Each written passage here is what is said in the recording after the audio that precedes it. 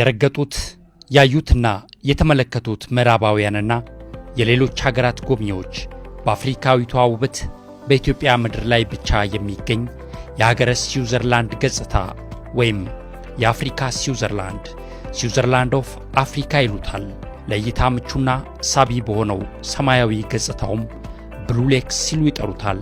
ይህ ሰማያዊ ውበት፣ ይህ የሩቅ መልካቸውን አስታዋሹ አፍሪካዊው ገጽታ በተፈጥሯዊ ቀለምና ይዘቱ የኖረው የወንጪ ሐይቅ ነው።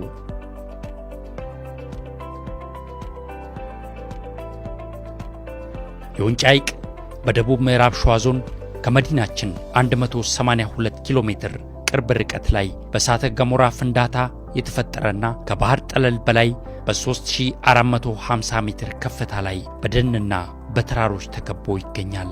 ከሐይቁ ከረጋው ሰማያዊ ውበቱ በተጨማሪ በውስጡ ዘመን ያስቆጠሩ የታሪክ ባለቤቶች የሆኑ 3 ደሴቶች ይገኛሉ። በዚህ ውስጥ ገዳማቶችም አሉ።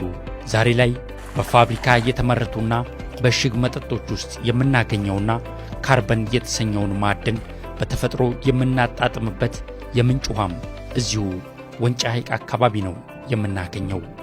በተጨማሪም ብርድን ጨምሮ ለተለያዩ አካላዊ ህመሞች ፈውስነቱ የሚነገርለት ተፈጥሯዊው ፏፏቴም በወንጪ ሐይቅ አካባቢ የሚገኝ ሀብት ነው።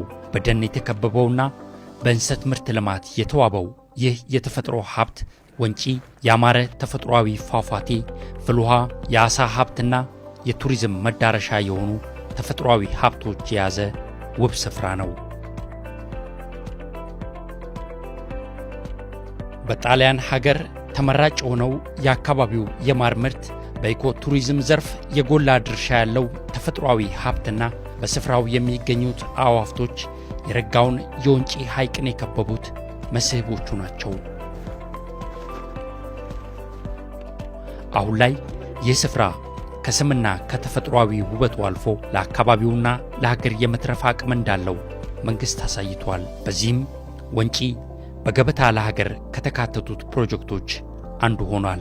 በዚህ እርምጃም ሀገርና ሕዝብ በተፈጥሮ የታደሉትን ሀብታቸውን በእውቀትና በችሎታቸው በአብሮነት በመገንባት ሊጠቀሙበትና የተሻለውን ሀገራዊ ውበት ለትውልድ ለማሻገር ያለመ ጉዞ ተጀምሯል። ወንጪን በማልማት የዜግነት ግዴታችንን ከመወጣት ጎን ለጎን የትውልድ አሻራችንን እናኑር።